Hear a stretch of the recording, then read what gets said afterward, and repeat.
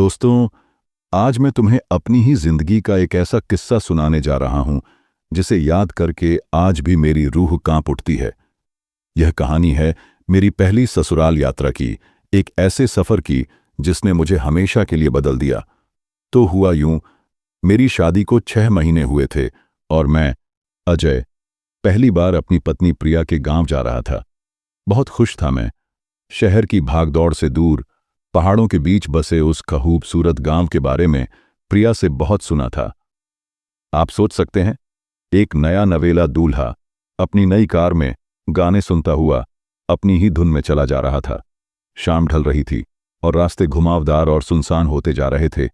पेड़ों की परछाइयां सड़क पर ऐसे पड़ रही थीं जैसे कोई भूतिया आकृति हो। और तभी मुझे वो दिखी, सड़क के किनारे अकेली खड़ी एक औरत। अब आप ही सोचिए, आधी रात, सुनसान पहाड़ी रास्ता और एक अकेली औरत। मेरे मन में हजारों सवाल उठे, पर इंसानियत के नाते मैंने सोचा शायद कोई मुसीबत में होगी। मैंने कार रोकी और शीशा नीचे किया। उसने एक हल्की सफेद रंग की साड़ी पहनी हुई थी और उसके बाल हवा में उड़ रहे थे, जिससे उसका चेहरा ठीक से नहीं दिख रहा था। उसने मधुर आवाज में कहा, क्या आप मुझे थोड़ा आगे छोड़ देंगे? मेरा गांव पास ही है, बस थोड़ी दूर। उसकी आवाज में कुछ ऐसा था कि मैं मना नहीं कर पाया। मैंने कहा, हाँ जरूर, बैठिए। दोस्तों, वो मेरी जिंदगी की सबसे बड़ी गलती थी। वो पीछे की सीट पर बैठ गई। मैंने उससे पूछा, कहाँ जाना है आपको? उसने बड़ी रहस्यमयी आवाज में जवाब दिया, आगे, जब रास्ता और सुनसान हो जाए तब मैं आपको बता दूंगी। अब मुझे थोड़ा अजीब लगने लगा, फिर भी मैंने कार आगे बढ़ा दी। कुछ देर खामोशी रही, फिर उसने धीरे से पूछा, आप पहली बार इस रास्ते पर आ रहे हैं, है ना? मैं चौंक गया, इसे कैसे पता? मैंने कहा, हाँ, मैं अपनी ससुराल जा रहा हूं। मेरी पत्नी प्रिया का गांव यहीं पास में है। प्रिया, बहुत प्यारा नाम है, उसने कहा, और उसकी आवाज में एक अजीब सा खिंचाव था।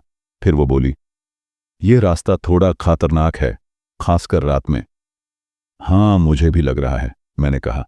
और फिर वो हंसी। दोस्तों, वो हंसी नहीं थी, वो किसी और ही दुनिया की आवाज थी। उसने हंसते हुए कहा, गांव तो आ ही जाएगा, लेकिन क्या तुम वहां सही सलामत पहुंचोगे? मेरा दिल जोरों से धक धक करने लगा। मैंने घबराकर शीशे में देखा और मेरे होश उड़ गए। उसकी आंखें, वो पीली पड़ चुकी थीं और अंधेरे में चमक रही थीं। उसकी मुस्कान फैलकर उसके कानों तक पहुंच रही थी और उसके नुकीले दांत साफ दिख रहे थे। मैंने चीखते हुए पूछा, आप कौन हैं? उसकी आवाज अब किसी जानवर की तरह कर्कश हो गई थी।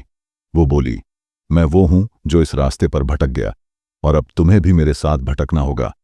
उसने अपनी लंबी नुकीली उंगलियों वाला हाथ मेरी गर्दन की तरफ बढ़ाया।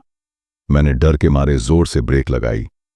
कार एक झटके के साथ रुकी और वो उछलकर आगे आ गई।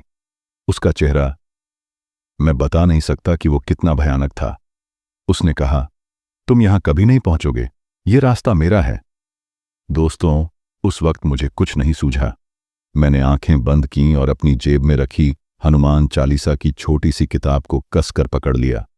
मैं बस मन ही मन पाठ करने लगा। और आप यकीन नहीं करेंगे, जब मैंने आंखें खोलीं तो कार में कोई नहीं था। वो गायब हो चुकी थी। सीट पर सिर्फ उसकी साड़ी का एक फटा हुआ टुकड़ा पड़ा था और कार में एक ठंडी, अजीब सी महक फैली हुई थी। मैं कांपता हुआ किसी तरह कार स्टार्ट करके वहां से भागा। जब मैं ससुराल पहुंचा और सबको यह बात बताई तो पता चला कि उस रास्ते पर अक्सर एक भटकती हुई आत्मा दिखती है, खासकर उन लोगों को जो पहली बार वहां से गुजरते हैं। तो दोस्तों, यह थी मेरी कहानी। उस दिन के बाद मैं समझ गया कि दुनिया में ऐसी भी चीजें हैं जिन्हें विज्ञान नहीं समझा सकता। और आज भी जब मैं किसी सुनसान रास्ते पर रात में कार चलाता हूं तो मेरी नजरें बार बार पीछे की सीट पर चली जाती हैं। तो दोस्तों, यह थी मेरी कहानी, मेरा वो खौफनाक सफर। अगर इस कहानी ने आपकी रूह को डरा दिया हो तो इस वीडियो को लाइक करना न भूलें और हमें कमेंट में बताइए, क्या आपके साथ भी कभी किसी सुनसान रास्ते पर कोई अजीब घटना हुई है? ऐसी ही और सच्ची और डरावनी कहानियां सुनने के लिए हमारे चैनल को सब्सक्राइब करें और बेल आइकन को जरूर दबाएं ताकि कोई भी कहानी आपसे छूट न जाए। मिलते हैं अगली कहानी में एक नए राज के साथ।